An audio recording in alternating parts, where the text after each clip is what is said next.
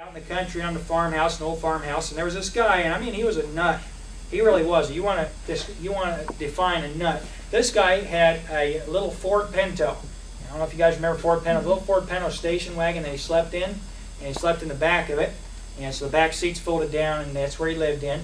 And wintertime, summertime, and he had on the top of the Ford Pinto, he had one of those speakers, loudspeakers, like the announcer speakers. And he had his car all painted with gospel verses all around it.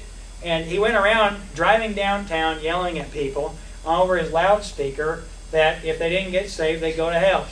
And I mean, and he got in trouble all the time. Matter of fact, my grandma was the person that introduced my dad to him. And my grandpa said, "Don't you talk to that guy, he's a nut. And don't you be bringing him." She invited him over to their home for dinner. My grandma said, "Don't you be talking to that guy, he's a nut." I mean, the guy really, he was a little loopy. But he was saved, and he preached the gospel of Jesus Christ, of His power of God to salvation. And anyway, he needed a place to stay one night. So I don't remember why, for whatever reason, my dad brought him to our house, or to our home. And he traveled around everywhere yelling on his loudspeaker. And that's what he did full time. He was just a nut that traveled around in his Ford Pinto. And I don't know if he's still alive today, but I'll bet you he's got rewards in heaven for the way the Lord used him. But I'm telling you, you met this guy. He was a little crazy. He wasn't all there. But he was saved, and he knew the gospel was the power of God to salvation. He came to stay the night in our house. And whenever someone used to ask me if I was saved when I was 4 years old, 3, 4, 2, I can remember back to being very young. I used to have a good memory back then. I would always give the same answer. So he asked me, I was brushing my teeth, getting ready for bed. I'm upstairs in our bathroom, and the door's open, and we're making preparations. All of us kids were brushing our teeth. And he said, "Ryan, you ever been saved?"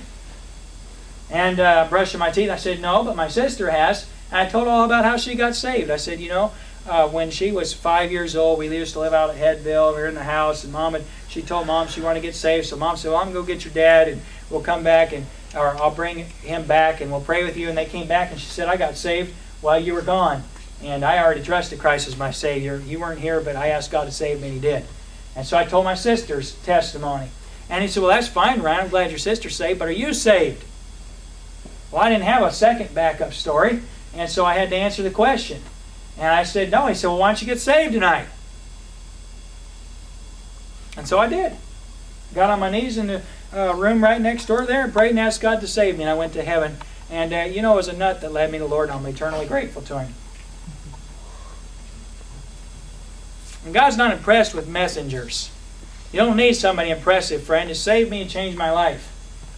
God did. You might be a bit of a nut yourself, and He'll use you as well. He uses me. So God's good. And this gospel message, my friend, is powerful. And it works. And it's effective to save and to change lives. And the Apostle Paul said, so when we came among you, he said, we preached the gospel to you and you received it. And then he said his manner. He said, I didn't finish out what I was going to make my point of that. I'm grateful to that fellow. And I'm telling you, if that nut came to town and he was in the county jail here, I'd bail him out. He'd probably get arrested if he came to Fort Lauderdale. He'd be going down the street, holding up traffic and get a crowd around and start screaming at him. And on his loudspeaker, if he's still alive today. And he'd probably go to jail. I think he did that a few times. But I'll tell you something, I'd go bail him out, and I'd take him to my home, and I'd feed him, and I'd treat him as well as I could. Because the Lord used him in my life to lead me to Jesus Christ, and I'm eternally grateful to Him. I'm grateful that he served the Lord in the way that he did. Do you think that maybe the Apostle Paul had a few folks that thought highly of him? You think? Yeah. You think maybe a few people in the world would have been glad to welcome him into their home? How many of them would have given him their last dollar? I would say not one, not two, but thousands of people in Thessalonica would have been willing to give him their last dollar. And you know what happens sometimes when you use to the Lord to preach the gospel and God saves and changes lives? Sometimes you forget it's the Lord that saved and changed lives. And the Apostle Paul reminded him, I didn't forget. He said, when I came to you, he said, I wasn't being anything, and I wasn't burdensome to you. He could have been easily. And the folks would have gladly given him everything they had. And he could have preached and said, give us all your money. Bring you all the tithes into the storehouse. I'm the storehouse. Bring it on in. And he could have preached all kinds of things. He could have got their last dollar. But he said that wasn't our point. So we didn't care about that. And the Lord used him. And so then he said, and we're going to look at this last, and we'll be finished this evening. He said, you know what, we were gentle among you as a nurse cherisheth her children. Let me ask you a question. Who is the person who is the giver in a relationship between a nurse and a child? The nurse is. The nurse is, isn't she? You know, you take a little child, and I don't know, ladies are just blessed with this thing with patience. And I like kids, babies. I just, they become human, I think, at about 2 or 3, and become a lot of fun. And don't misunderstand me. I'm not saying anything about that. I like the ages of 2 and older, particularly 3, 4, 5, and 6. The older a kid gets, the better they get. When they get to be teenagers, they're in their prime, and they're the most fun of their whole life. They kind of go downhill after that. But I love young people. But you take a little baby, and a baby just doesn't do much for you. They just don't. Boy, ladies just love to hold them. I don't. If I get my own, maybe I will. I don't know, but it looks like whenever you do that, whenever somebody hands me a baby, you know what happens. 2 things. He gets mad, and I say he, whether it's a he or she, that's what you call them until they get a personality at 2 or 3 years old. They get mad when you hand a baby to me, and that thing's getting mad. And they start, having a fit. I've had like 2 or 3 babies in my life that like me. Most babies don't. They may be a good judge of character, but animals like me. Babies don't. Anyway, so you give me a baby and they start yelling. Then the second thing they do is they start leaking. And it's true. It really is. And you got to have a lot of patience for that. You know what it costs to get a suit dry cleaned? I'm always wearing a suit when a baby leaks. It's true. And you don't just wash them, you have to have them dry cleaned. And so they're expensive to hold. And and they don't do anything. They never say thank you. They never anything. And all they do is get mad. They don't get happy. They're kind of like smiling all cute, and then something goes wrong and they leak and get mad. And so anyway, I'm joking a little bit about that. I'm being a little bit funny on purpose. But the truth of the matter, though, is that a ministry from a nurse to a child is not the child ministering to his nurse. See, ministry means you serve. And the Apostle Paul said, when we came to you, he said, you didn't serve us, we served you. And we had a ministry to you. And friend, let me ask you a question. What's your attitude towards service for the Lord? Are you looking for people that respond to your ministry and that react from your ministry appropriately, and they appreciate you and they're glad that you taught them what they did?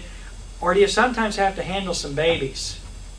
You sometimes have to handle some babies, and they leak on you and they mess up your suit. And friend, it's true. Baby Christians leak and mess up suits. And I'm taking that illustration a little in that direction, but folks, baby Christians are babies, and the Apostle Paul said, he said, we were gentlemen. You ever see a baby, do what a baby does and have a nurse, get mad? You don't get mad at a baby, do you? When they do what babies do, which is yell at you and then leak, you don't get mad at. No good nurse gets mad at a baby and says, I told you not to leak. You can't. Wouldn't do any good even if you did.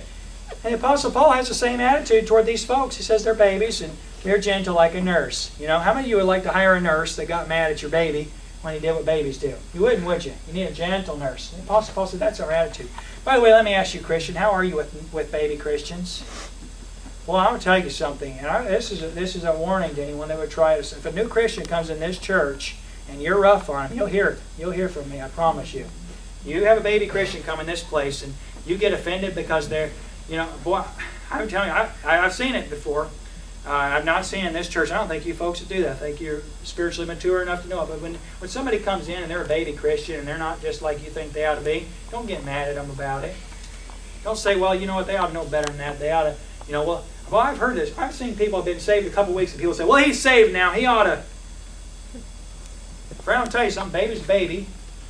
Baby Christian's a baby in Christ. And a nurse is gentle and loves them and cherishes them and kind of cleans them up and takes care of them. And that's ministry. And that's what ministry will be for you. Listen, you care about somebody, you've got a friend that you led to the Lord, don't get frustrated with them because they don't grow up the day they got saved. Hey, nurse them. Cherish them. Love them. Oh, I don't know if you had anybody when you were young that was just gentle with you and was just always good and always kind. But they always hold a special place in your heart, don't they?